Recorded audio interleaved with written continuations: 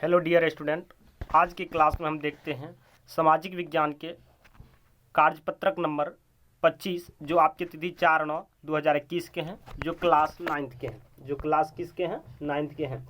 इस क्लास के में हम समझते हैं यह अर्थशास्त्र की है। यह जो अभी क्लास है ये अर्थशास्त्र की है, सामाजिक विज्ञान की अर्थशास्त्र की है।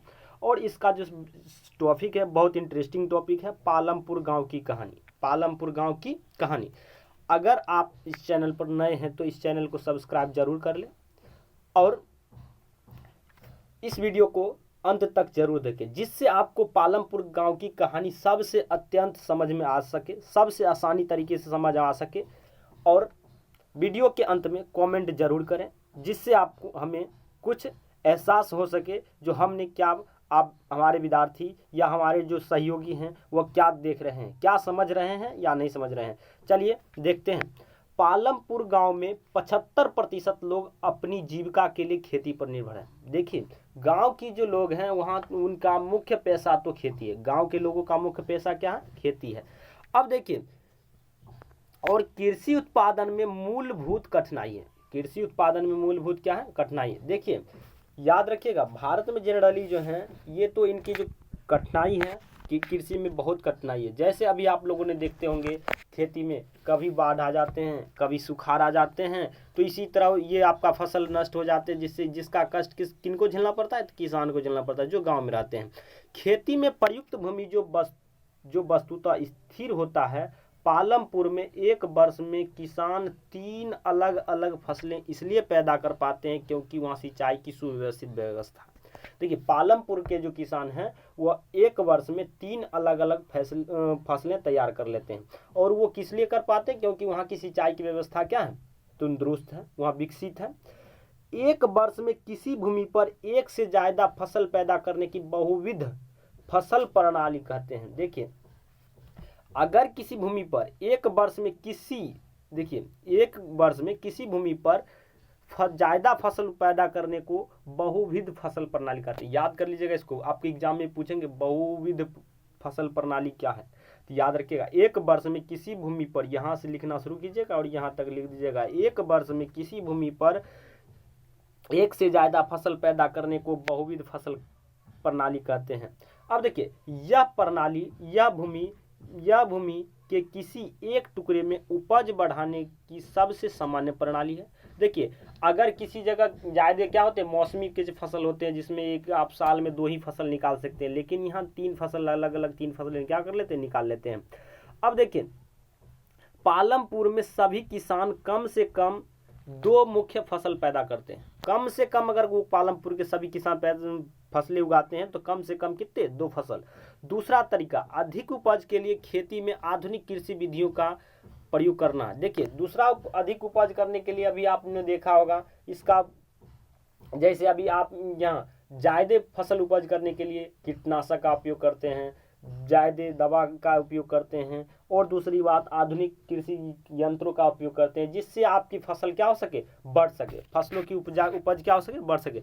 1960 के दशक के अंत में हरित क्रांति ने भारतीय किसानों को अधिक उपज वाले बीजों HIV के द्वारा गेहूं, चावल और खेती करने की तरीके सिखाए। देखिए, हरित क्रांति जो हुई थी उस समय 1960 में हुई। हरित क्रांति कब हुई? 1960 में। इन्होंने क्या किया था? इन्होंने गेहूं और चावल इसकी क्या करती थी? इन्होंने उच्च जो पैदावार होती थी उस अधिक उपज वाली बीजों का क्या किया? उपयोग किया। भारत में पंजाब, हरियाणा, पश्चिम उत्तर प्रदेश में किसानों ने बहुत खेती के आधुनिक तरीकों का सबसे पहले प्रयोग किया। कहाँ प्रयोग किया? पंजाब, हरियाणा और पश्चिमी उत्तर प्रदेश। और क्या थे? पश्चिमी उत्तर प्रदेश के लोगों ने सबसे पहले इसका क्या प्रयोग किया। इन क्षेत्रों में किसानों ने खेती के सिंचाई के लिए नलकूप और HIV बीजों, रासायनिक उर्वरकों और कीटनाशकों का भी प्रयोग किया। इससे उन्हें गेहूं की ज्यादा पैदावार प्राप्त हुई। मतलब कि गेहूं की जो पैदा उस समय हुई थी वो सबसे ज्यादा हुई। अब देखिए, परंतु क्या हरित क्रांति के कारण उर्वरकों के अधिक प्रयोग से मिट्टी की उर्वरता कम हो गई? देखिए, अब ज्यादा तो हुए, पैदावार तो ज्यादा हुए, लेकिन उससे तो कुछ हानि भी हुए। उससे हानि क्या हुए? तो मिट्टी की क्या हो गई? उर्वरक में अधिक प्रयोग करने से उर्वरता की कम हो गई, मिट्टी की ताकत कम हो गई।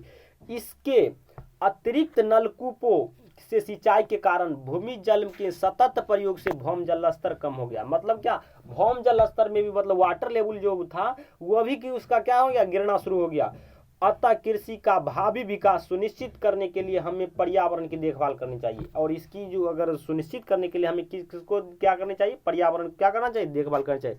खेती के लिए भूमि बहुत महत्वपूर्ण है। दुर्भाग्यवश खेती के काम में लगे सभी लोगों के पास खेती के लिए पर्याप्त भूमि नहीं है। अब देखिए, अब खेती के काम में तो बहुत लोग लगे हैं, लेकिन खेती के लिए उनके पास क्या है, भूमि भी नहीं है। अब देखिए, पालमपुर में 150 परिवार के पास खेती के लिए भूमि नहीं है। मतलब क्या, 150 परिवार के पास क्या नहीं है, भूमि नहीं है खेती के लिए। अब देखिए, 240 परिवारों के पास 2 हेक्टेयर से कम छोटी भूमि के टुकड़े हैं, जिस पर खेती करने से इन्हें पर्याप्त आमदनी नहीं होती। मंझोले और बड़े किसानों को 60 परिवार के पास 2 हेक्टेयर से अधिक भूमि वाले खेत हैं, जिनमें कुछ बड़े किसान के पास 10 हेक्टेयर या उससे भी अधिक भूमि है। और छोटे किसान को पूंजी की व्यवस्था करने के लिए बड़े किसान या गांव के साहूकार ऊंची ब्याज दर पर कर्ज लेना पड़ता है। मतलब क्या, छोटे जो किसान हैं उनको खेती करने के लिए, पूंजी लगाने के लिए खेतों में वो क्या करते हैं, या तो बड़े किसान से कर्ज लेते हैं या अपने गांव के सेठ या साहूकारों से क्या कर लेते हैं, ऊंची दरों पर ब्याज ले लेते हैं। क्या कर लेते हैं, ऊंची ब्याज दर पर कर्ज लेना पड़ता है। इनके विपरीत मझोले और बड़े किसानों को खेती में बचत होती है, क्योंकि उनको खेत भी बहुत है और वो मेहनत भी ज्यादा करते हैं, उनकी क्या है, बचत भी बहुत है। वह आवश्यक पूंजी की व्यवस्था करने के लिए वो अतिरिक्त छोटे किसान के उत्पादकों में अपने परिवार के उपयोग में लाते हैं। अब देखिए, जबकि बड़े किसान अधिकांश कृषि उत्पादों को बाजार में बेचकर अगले मौसम के लिए पूंजी व्यवस्था कर लेते हैं। देखिए, ये जो बड़े किसान के जो लोग हैं वो क्या कर लेते हैं, आसानी से इनकी क्या कर लेते हैं, पूंजी की व्यवस्था कर लेते हैं। अब देखिए, पहला क्वेश्चन क्या है, बहुविध फसल प्रणाली से आप क्या समझते हैं। बहुविध फसल प्रणाली अभी यहाँ पर है, तो देखिए बहुविध फसल प्रणाली क्या था, आपको हम दिखाए थे। एक वर्ष में किसी यहाँ से लिखना शुरू कीजिएगा और यहाँ तक लिख लीजिएगा। ये क्या हो गया, आपके पहला क्वेश्चन के आंसर हो गई। किसके क्वेश्चन के आंसर हो गए, पहला क्वेश्चन के। अब देखिए, दूसरा क्वेश्चन क्या कहता है, हरित क्रांति के क्या दुष्परिणाम देखने को मिला। देखिए, हरित क्रांति के जो दुष्परिणाम थे यहाँ आपको अब दिखने को मिला। देखिए, हरित क्रांति के जो दुष्परिणाम थे ये थे, हरित क्रांति के जो दुष्परिणाम, उर्वरकों के अधिक प्रयोग से मिट्टी की उर्वरता कम हो गई, से अतिरिक्त नलकूपों से सिंचाई के कारण भूमि जल का सतत भौम जल स्तर कम हो गया, अतः कृषि यहाँ तक हो गया। मतलब कि ये सब क्या हो गया, मतलब कि पहला तो मिट्टी की उर्वरता कम हो गई, दूसरा भौम जल स्तर क्या हो गया, गिर गया। ये दूसरा क्वेश्चन के आंसर है। पहला क्वेश्चन के आंसर आपको समझ में आ गया, मतलब यहाँ से पहला क्वेश्चन के आंसर यहाँ तक। अब देखिए, दूसरा क्वेश्चन का आंसर यहाँ से है और यहाँ तक आपको लिखना है, बस। ये 2 क्वेश्चन के आंसर हो गए।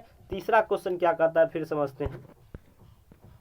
तीसरा, एक ही भूमि पर उत्पादन बढ़ाने के लिए अलग अलग कौन से तरीके हैं, समझाने के लिए उदाहरण का प्रयोग कीजिए। अब देखिए, एक ही भूमि पर उत्पादन बढ़ाने के लिए अलग के कौन कौन से तरीके हैं। जिस तरह अभी आपने किसी देखा था, अभी आपके खेतों में आप कोई फसल लगाए, ठीक, पहले गेहूं लगता था, गेहूं लगाते थे और धान लगाते थे, गेहूं और क्या लगाए, धान। उसके बीच कुछ मंथ का खेत को क्या मिलता था, मतलब अपनी कुछ समय के लिए फसलें नहीं लगते थे। अब देखिए, उस समय अभी लोग क्या करते हैं, कुछ जायद फसल भी, गर्मा फसल भी लगा लेते हैं। तो ये क्या है आपके, तो एक ही भूमि पर, जिस तरह भी आपको बताए थे, यहाँ लिखिएगा, एक ही भूमि पर उत्पादन बढ़ाने के लिए लोग, किसान अलग अलग फसलें लगाते हैं। पहला धान गेहूं लगाते हैं, इसके बाद इनके बीच में कुछ समय बचते हैं, जो खेत खाली रहते हैं, उस समय भी लोग कुछ जायद फसल भी लगाते हैं। जिस तरह भी आपने देखा होगा, खीरा आप लोग खाते हैं। उसके बाद देखिए, बतिया आप लोग देखे होंगे, उसके बाद अभी आप तरबूज देखे होंगे, ये सब जो होते हैं ये गर्मी के फसल होते हैं। और ये मूंग आपका नाम सुनेंगे, मूंग की दाल आप लोग खाते होंगे, मूंग की दाल, ये सब जो है ये सब गर्मी फसल है। और ये आसानी से उस समय क्या किए जाते हैं, तिल, आप ये सब गर्मी में क्या कर लेते हैं, लोग उपज करते हैं।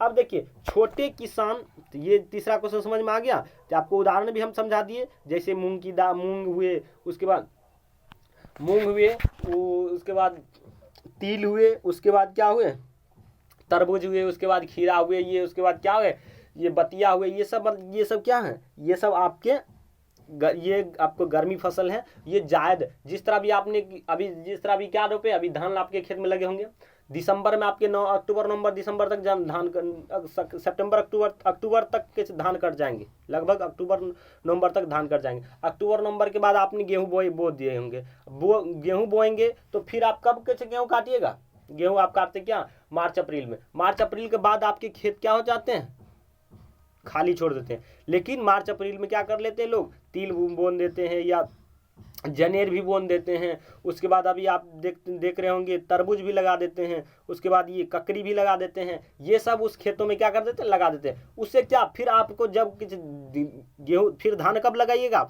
अब धान लगाइएगा तो कब लगाइएगा, अगस्त में। कब लगाइएगा, अगस्त में। तो अगस्त तक तो आपका खेत तो खाली रहा। अब जबकि आपने किसी गेहूं कब काट लिया था, मार्च, गेहूं काटेंगे कब, मार्च अप्रैल में। उसके बाद मई जून जुलाई, ये 3 मंथ में आपने फिर एक फसल निकाल लिया। मतलब क्या, ये साल में 3 फसल आप क्या कर सकते हैं, खेत से निकाल लेते हैं।